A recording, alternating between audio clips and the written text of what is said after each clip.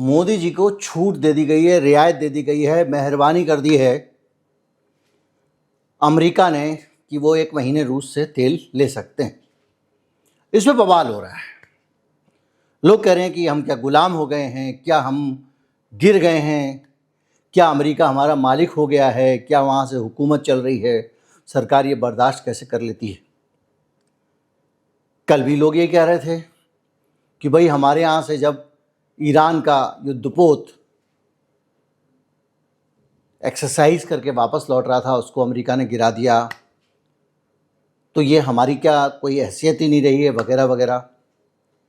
इसके पहले भी हमारी सरकार की हिम्मत नहीं हो रही थी कि खामनेई को श्रद्धांजलि दे दें, ये भी हमने देखा। तो अब बड़े लोग आंदोलित हो रहे हैं, तरह तरह की बातें उठ रही हैं, लोग सवाल उठा रहे हैं कि ये कैसी सरकार है और सरकार का रवैया क्या है, वगैरह वगैरह। लेकिन आप लोग जो नॉकिंग न्यूज़ देखते हैं उनके लिए तो कोई नई चीज़ नहीं है। हम तो सालों से चिल्ला चिल्ला कर बोल रहे हैं, हर चीज़ के प्रमाण दिए कि ये सरकार भारत से ज़्यादा अमेरिका के हितों का ख्याल रखती है, इजराइल के हितों का ख्याल रखती है। आज हम अच्छी तरह से इस चीज़ को फिर से स्थापित करेंगे कि कभी कभी लगता है कि जैसे वायसराय होते थे वैसे हमारे देश में हमारे प्रधानमंत्री अमेरिका के लिए शासन चला रहे हैं। मैं हूं गिरिजेश वशिष्ठ और आप देख रहे हैं knockingnewz.com का यूट्यूब चैनल।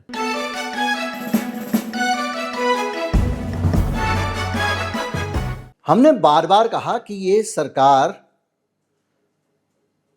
अमेरिका से ज़रा भी दूर नहीं जाती है और अगर कहीं इधर उधर जाती भी है तो ये ध्यान रखती है कि अमेरिका को बुरा तो नहीं लग रहा होगा, तुरंत लौट के आ जाती है। जिन लोगों के घर में पेट्स होते हैं वो जानते हैं कि आपकी हर गतिविधि को, आपकी आँखों को वो ध्यान से देख रहे होते हैं और समझने की कोशिश करते हैं कि आप क्या चाहते हैं, और उनको लगता है कुछ इनकी इच्छा के विपरीत हो रहा है तो तुरंत उसको छोड़ देते हैं। हमने ईरान के मामले में ही देख लीजिए, ज़्यादा पुरानी बात नहीं है, 2018 में भारत अपनी ज़रूरत का 10 से 12% कच्चा तेल इसी ईरान से खरीदता था। ट्रंप ने ईरान पर प्रतिबंध लगा दिए, वापस लगा दिए, जो पहले हटाए गए थे। क्यों हटाए गए थे? ये मानकर हटाए गए थे कि ईरान परमाणु हथियारों में नहीं शामिल है। मैंने आपको परसों वीडियो बना के बताया था कि कैसे ओबामा खुद कहते थे कि खामनेई ने तो फतवा जारी किया है, वो परमाणु हथियार कभी नहीं बनाएगा, और ईरान भी यही कहता था। ट्रंप आए, फिर से लगा दिया था, और तब हमको एक छूट दी गई थी कि वो किसी तरीके से वहाँ पर हम वो जो हमारा पोर्ट था वो बना लें। प्रतिबंध के बाद हम छोड़ के आ गए ईरान को, चाबहार पोर्ट में अपना इन्वेस्टमेंट ख़त्म करके आ गए। किसी ने सवाल नहीं पूछा कि भैया ये क्या है। दोबारा से फिर चाबहार के लिए स्पेशल परमिशन बाइडन ने दे दी, फिर बनाना शुरू कर दिया। फिर ट्रंप ने आंखें तरेरी, फिर भाग आए। भाई वो पिताजी हैं क्या? एक छोटी सी बात है कि क्या आप अपना फैसला खुद नहीं कर सकते हैं? ये चीज़ें हर चीज़ों पे निकलती है। अब आप सोचिए कि ये अपने आप में ये बताता है कि चाबहार का पोर्ट हो या कोई भी पोर्ट हो, हमने अपनी एक एज खो दी है। आज की तारीख में अफगानिस्तान से पाकिस्तान का युद्ध चल रहा है। हमको अफगानिस्तान से कोई संपर्क रखना हो, जाना हो, आना हो, कोई माल भेजना हो, रसद भेजनी हो या मंगाना हो, तो हम किस पे? पाकिस्तान के पे निर्भर हैं। कहाँ से लेके जाएंगे हम? पाकिस्तान के वायु क्षेत्र से या उसकी ज़मीन से? चाबहार बनता तो हमारे पास रास्ता होता, डर गए।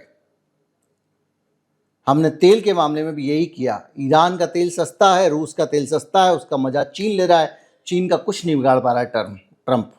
क्यों? क्योंकि चीन के राजा डरते नहीं हैं, डरते लोग उससे हैं जिसको अपना मास्टर माने, जिसको अपना मालिक माने।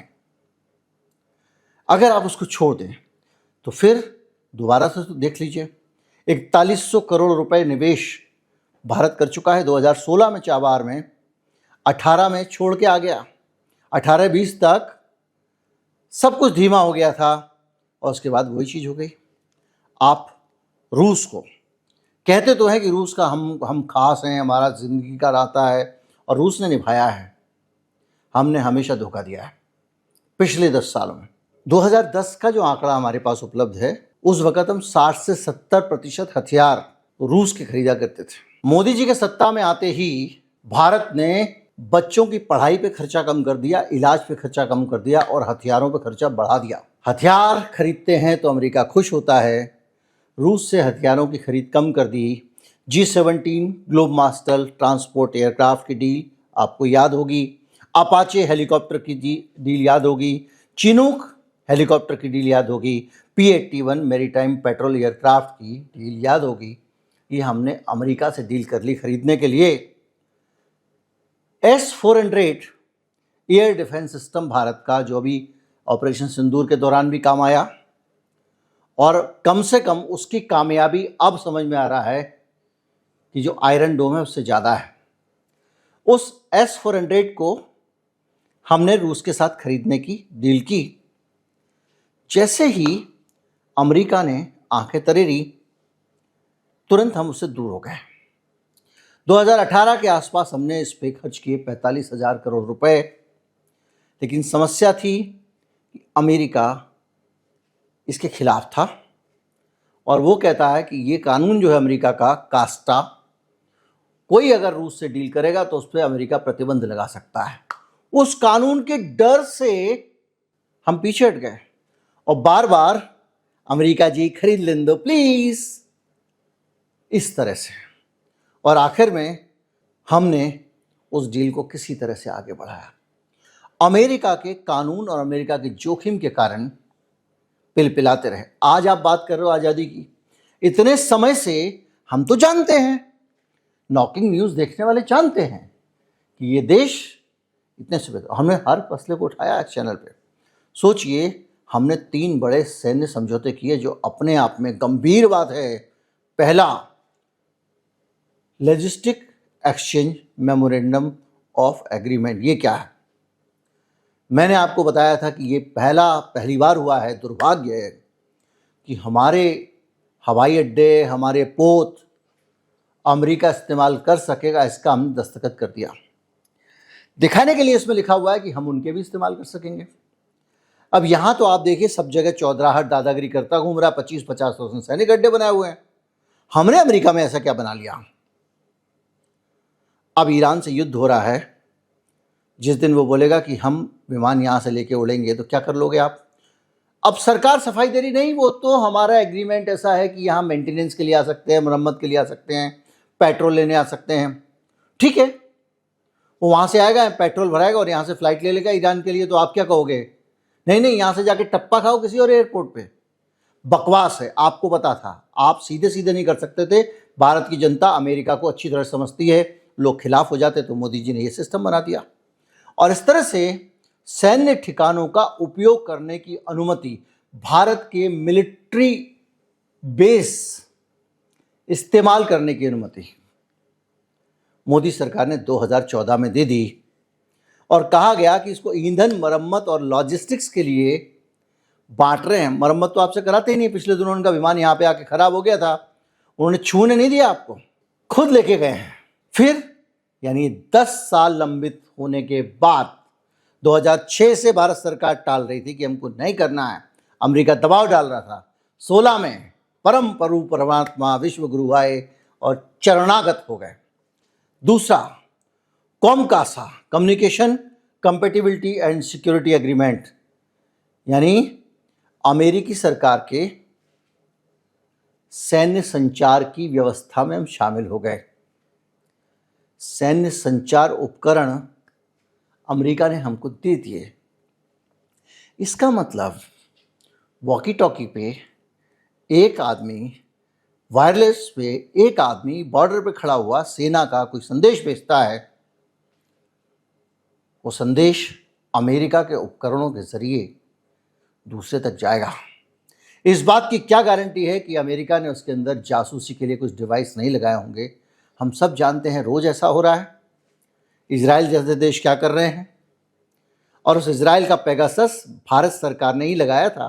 विपक्ष के नेताओं और बाकी, ये तो खुलासा हुआ है, मैं तो नहीं कह रहा हूँ अपने पास, लोगों ने कहा है, छापा है, विपक्ष के नेताओं, अखबारों, बाकी लोगों के पास में। और वो डेटा जो इनके अखबार का डेटा, वो आप माफ़ कीजिए, इनके मोबाइल का डेटा निकालते थे राहुल गांधी का, वो डेटा सीधे नहीं कि सरकार ले ले, मोदी सरकार, वो डेटा इजराइल की कंपनी के सर्वर में जाता था और वो इनको देती थी। जब ये कहते थे फलां आदमी का डेटा देना, तो वो निकाल के दे देती थी, वो अपने पास रखती थी ये। और आप कह रहे हैं कि साहब वो उसने बयान नहीं दिया तो ये हो गया, उसने कह दिया कि 30 दिन की छूट दे रहे हैं। अरे ये तो सीधे सीधे सर्टिफाइड है हमारे पास सबूत। और सबूत बताता हूं आपको।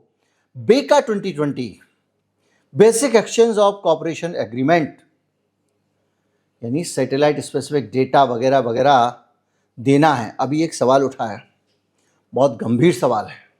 सवाल ये है कि जो भारत के अंदर एक्सरसाइज से, नेवल एक्सरसाइज से जो पोत वापस जा रहा था ईरान, आरोप लगाया गया है कि उसकी सर्विलांस अमेरिका को भारत से ही दी गई थी। अब भारत सरकार ने इसका पुरजोर खंडन किया है, लेकिन सरकार ये तो जिम्मेदारी ले सकती है कि आधिकारिक रूप से सरकार ने इसको दिया कि नहीं दिया, लेकिन गुप्त रूप से किस एजेंट ने, हमारे यहाँ कौन गद्दार हैं, उन्होंने सूचना दे दी, इसके बारे में हम नहीं जानते। एक तरफ हम हैं, हमारी हिम्मत नहीं हो रही है, 3 दिन हो गए मुझे आवाज़ नहीं निकल रही है कि बोलें कि आपने ये कैसे किया।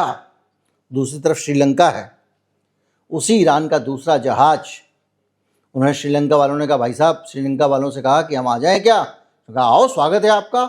अपने तट पे उनको खड़ा किया उनका जहाज, और उनको सारे के सारे क्रू को अपने यहाँ लेके आए, उनके खातिर कर रहे हैं। उनके प्रधानमंत्री की तारीफ हो रही है। हमारे प्रधानमंत्री का क्या हो रहा है आपको पता है। यानी ये जो चीज़ है, मिसाइल और ड्रोन के डाटा को साझा करने की एग्रीमेंट बीका 2020 में किया हमने। हालत ये है कि हम ब्रिक्स के में रहते हैं और अमेरिका को खुश करने के लिए क्वाड में भी शामिल हो जाते हैं। पहले हम अपना रखते थे एक निर्गुण सम्मेलन, तो गायब ही हो गया, नॉन अलाइन मूवमेंट। हालत यह है कि अमेरिका, भारत, जापान और ऑस्ट्रेलिया यहाँ पर एक दूसरे के साथ में तालमेल कर रहे हैं चीन के खिलाफ, और भारत ब्रिक्स में इसका उल्टा कर रहा है। क्या मैंने आपको बताया, ये सब चीज़ें आप जानते हैं। मैंने आपको बताया था कि कैसे ब्रिक्स के देशों के अंदर भारत को अमेरिका के एजेंट के तौर पर देखा जाता है। भारत के होने के कारण ही ब्रिक्स को एंटी वेस्ट संगठन नहीं समझा जा रहा कि चलो भाई भारत भी है। आपने हर जगह ब्रिक्स को धोखा दिया। जब आप पे सैंक्शन लगने शुरू हो गए तो आपने चीन के साथ संभावनाएं तलाशनी शुरू कर दी, ब्राज़ील के साथ संभावनाएं तलाशनी शुरू कर दी। जब ट्रंप ने बातचीत करनी शुरू की तो ट्रंप नाराज ना हो जाए, फिर उधर पहुंच गए। और हालत यह है कि आपने ये बयान तक दे दिया कि हम डी-डॉलराइजेशन के साथ में नहीं खड़े हैं। ये अपने आप में ब्रिक्स, भाई आप ब्रिक्स के मेंबर हो, आपको अगर बात हो रहा है कि ब्रिक्स की कॉमन करेंसी आ रही है तो सारे लोगों को मिलकर बात करके एक बयान देना चाहिए था ना। लेकिन नहीं, मैं आपको बता रहा हूं कि ये कितने सारी चीजें हैं जो ये सीधे सीधे बताती हैं कि भैया ये अभी चरणों में नहीं गिरे हैं ये। और कोई देश नहीं झुकता, याद रखिएगा, नेता झुकते हैं उसके। ये देश अमेरिका से लड़ने की हैसियत रखता है, जब ईरान रखता है तो उससे ज़्यादा हम रखते हैं। लेकिन नेता जब आपको कोई प्रधानमंत्री बनाए, प्रधानमंत्री बनने में मदद करे, अमेरिका से टीमें आएँ, आपको प्रचार में क्या करना है, कैसे करना है, ये सिखाएं, आप जहाँ चाहें मुख्यमंत्री बना दें किसी को, जहाँ चाहें हटा दें। जब ये सब खेल होते हैं, कैसे कैसे अमेरिका की एजेंसियों ने आपकी मदद की, कैसे कैसे आपने बहुत सारे फेसबुक पे उसके ज़रिए मैनिपुलेशन किए, सब रिकॉर्ड पे है, छप चुका है। फेसबुक की पॉलिसी हेड हटाई गई है बीजेपी को सपोर्ट करने के कारण। ये सब आप कर रहे थे, तो ऐसे में आपने ये साबित किया कि आप उनके ही हो। हालत ये है, अभी तो इजराइल को लेकर बोली दिया, एक एंकर ने बोल दिया, अमेरिका के एंकर ने बोला, खुले से टीवी पे बोला। मोदी जी क्या उठाते हैं आपको बताने की ज़रूरत नहीं है, ऐसा उसने कहा। हालत ये है कि इजराइल को लेकर हम बहुत ज़्यादा अजीब तरीके से व्यवहार कर रहे हैं। और क्यों कर रहे हैं, ये एप्स्टीन ने बताया अपनी फाइल में, अमेरिका को, ट्रंप को खुश करने के लिए। मोदी जी ने इतिहास का रिकॉर्ड तोड़ दिया। अभी तक कभी नहीं हुआ था कि कोई प्रधानमंत्री अकेला इजराइल जाके आ जाए और फिलिस्तीन की यात्रा ना करे, क्योंकि हम टू नेशन थ्योरी में विश्वास रखते हैं। हम फिलिस्तीन और इजराइल दो अलग अलग देश हैं, इसको मानते हैं। हमने बहुत लंबे समय तक इजराइल को मान्यता नहीं दी थी। ये पहला प्रधानमंत्री था जो इजराइल गया और फिलिस्तीन नहीं गया, और इसके बाद में इसने इजराइल के साथ भी वही किया। उसको प्लीज करने के लिए, ऐसा मुझे लगता है, हथियार खरीदने शुरू कर दिए। एंटी टैंक मिसाइल, हेरन ड्रोन्स, बराकेट मिसाइल सिस्टम, ये सब, और खेती वेती तकनीक आपको पता है, ये सब भारत में इजरायली कृषि उत्कृष्टता केंद्र बनाए गए। आप कह रहे हो कि उसने 1 महीने की मोहलत दी तो आपको बुरा मानना चाहिए था। अरे ये क्या बुरा मानेंगे, तो एहसान मानने वाले लोग हैं भाई। पूरा का पूरा टैरिफ लगने के पहले टैरिफ की चेतावनी देते ही मोदी जी ने धनाधन हार्ले डेविडसन ये वो तमाम सारे टैक्स खत्म करने शुरू कर दिए थे। हम जानते हैं, आपने वीडियो देखी हमारे। डील तो बहुत बाद में हुई, उससे पहले ही ये सब कुछ खत्म कर चुके थे। इतना कांपते हैं सर। छोड़िए, हालत ये है, हाउडी मोदी करने जा रहे हैं, 50,000 लोगों की रैली, नमस्ते ट्रम्प कर रहे हैं, ये कर रहे हैं। क्या किया उसने? आपको घास नहीं डाल रहा था, आप अपनी तरफ से दूसरे कार्यकाल में मिलने गए हो। उसने, आप अकेले आदमी थे जिसको लेने के लिए वो घर से बाहर नहीं निकला। पाकिस्तान के आदमी को लंच दे रहा है, आपको लेने घर से बाहर नहीं आया, नौकर को भेज दिया, ले आओ अंदर। कौन है? मोदी है, अंदर ले आओ। तो हमारे सामने हालत यह है कि इस पूरी दुनिया में अगर आप देखें तो इन्होंने एक पूरा का पूरा एक ऐसा कैरेक्टर खड़ा किया है, ऐसी मिसाल पेश की है कि हमारी सरकार के नेता हर संभव कोशिश कर रहे हैं कि ट्रंप बुरा ना मान जाए। अच्छा नहीं लगता कि एक सजा याफ्ता मुजरिम, इजराइल का मोसाद का आदमी और ब्लैकमेलर एप्स्टीन अपने मेल में लिखता है कि मोदी जी इजराइल में गए एज एडवाइज्ड, जैसे इनको सलाह दी गई थी। मैंने सलाह दी, जाओ इजराइल को खुश करो। वहाँ पे वो नाचे गाए, नाचा गाना मुहावरा के संदर्भ में है, मतलब कुल मिला के उन्होंने ईरान को खुश किया। क्या किया था? उनके साथ में सौदे किए थे, रक्षा सौदे किए थे, पेगासस खरीदा था, और इससे ट्रंप खुश हो गया। ये लिखा है एप्स्टीन ने। तो भाई साहब, ये बीमारी 2014 से चल रही है। ऐसा लगता है कि कई अलग अलग देशों में अमेरिका को रिजीम चेंज करने का शौक है। क्या अनोखे तरीके से किया। इंदिरा गांधी की हत्या लिखा है कि CIA ने करवाई है। शीलभद्र याजी जैसे स्वतंत्रता सेनानी किताब लिखी इस पे। बहुत बड़े आदमी थे, डाक टिकट छपा उन पे बिहार के, उन्होंने लिखा, भगत सिंह के साथी थे वो, कि इंदिरा गांधी की हत्या CIA ने कराई है ताकि वो सत्ता बदल सके। राजीव गांधी की भी हत्या कराई गई, उसके बाद आदमी अमेरिका का आया। वो अलग बातें हैं, लेकिन कुल मिला के 14 के बाद से तो चमचम बह रही है चमचागिरी की नदियों में। उम्मीद करता हूं वीडियो आपको आंखें खोलने वाला लगा होगा। ज़्यादा से ज़्यादा लोगों तक पहुंचाएं। चैनल को सब्सक्राइब कर लें, क्योंकि जिन्होंने ये चैनल सब्सक्राइब किया हुआ था, जो फॉलो कर रहे हैं, वो ये सारी बातों के बारे में, इससे कई गुना ज़्यादा बातों के बारे में पहले से जानते हैं। नमस्कार, जय हिंद।